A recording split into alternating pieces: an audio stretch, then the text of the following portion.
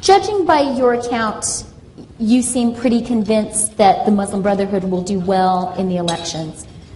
What's the consequence if they win? What does Egypt look like after that? Well, they will start, they won't come up with all the agenda from the beginning. They'll take it step by step.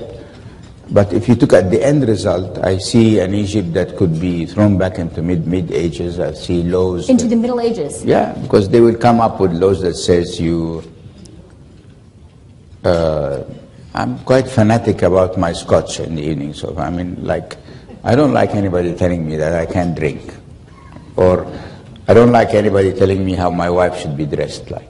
I mean, his mom is very, I mean, open-minded, beautiful, yes, and she dresses completely, I would say, in Saint-Tropez style, very little long, you know, so. So I'm sure she's not going to appreciate very much people telling her how she should be dressed, you know. And as trivial as these small things appear, but it is your personal freedom. Only God can make everybody accountable. He has not given a mandate or to someone to come on earth and tell us what to do. I mean, I am a Christian. I don't go and confess to my priest because I have a direct connection. Does God talk back? Yeah, it's like I'm going to tell him the story and he's going to tell God. I want to tell God immediately what's happening, you know. And do you think, I mean, how far do you think if the Muslim Brotherhood does well in the elections, how far will they go? Is Sharia law likely? Yeah, Sharia law, the dress code, the no alcohol, tourism will suffer. The minorities and Christians like us and Copts will suffer because even now we are suffering. So what if they come? We suffered also under Mubarak. I mean, look, since January, 5 churches have been burned and ransacked completely. And not one has been made accountable for that. You see this, if you apply the rule of law and order, nobody would be upset. You won't have any demonstrations. This guy burns a church, he goes to trial, he gets a sentence, okay. And why is that not happening?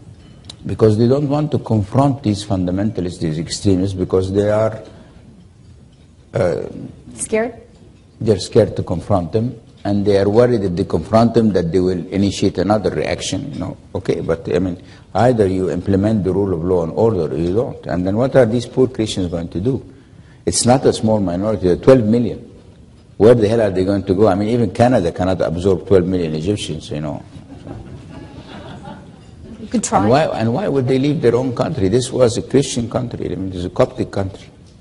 The Islam came in the 7th century, and many of the Copts kept their religion, kept their faith, and we believe this is our country. So what you need is to draw similar situations in history. When the Iranian revolution happened, everybody thought the Shah was a dictator, the Savak was torturing people, so good riddance, you know, and we'll have a democracy. And then what? We end up with a Khomeini that sends little kids with a key, tell them go and kill some Iraqis and don't worry, if you die you will go to heaven. 16-year-old kids with the machine guns. So, what should Canada do?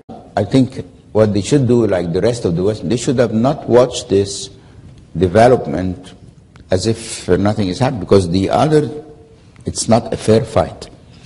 The Islamic, the Muslim brothers are getting funding from Qatar. I said that to the Emir's family. I told them in the face.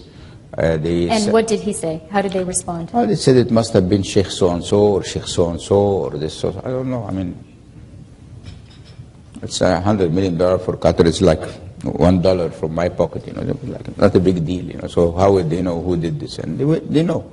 And Saudis are financing the Salafis. And these liberal people, or we are not financed by anyone.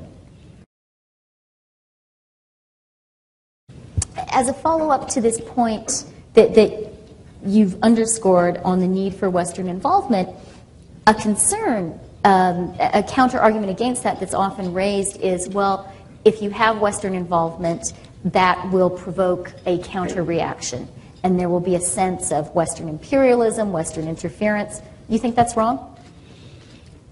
Well, I'm not talking about an open involvement, you know, because I mean, because the Qataris are not openly sending money to the Muslim Brotherhoods. And So the this Saudis is an on-the-record call for clandestine yeah, just support? like the others. You just, I mean, there are two ways to do it. Or you send a message to the Qataris, do not send money or interfere in the Egyptian affair, and the same message to the Saudis, or you interfere. But you leave us victims to an unfair fight. This is just ridiculous. Is there any Erdogan in Egypt? Sorry? Is there any Erdogan or any Ataturk in Egypt that you see right now? Many, but they are scared. Many of them, because they become targets. It's like my joke when I send the Twitter, you know, they want to kill you, will kill you, will shoot you. I mean, so how can you argue against who has this guts? You think, you know, after, you know, I mean, you think I walk in Cairo with 6 bodyguards or with any armed, nothing. I don't walk with anybody. You know. Are you still suffering the ramifications of that tweet? Look, I'm a guy you can't scare.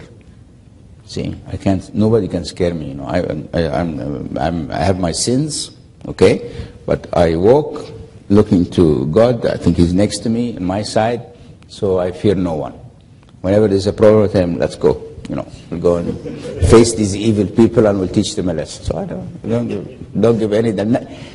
You can't scare me in any way, because you know I haven't.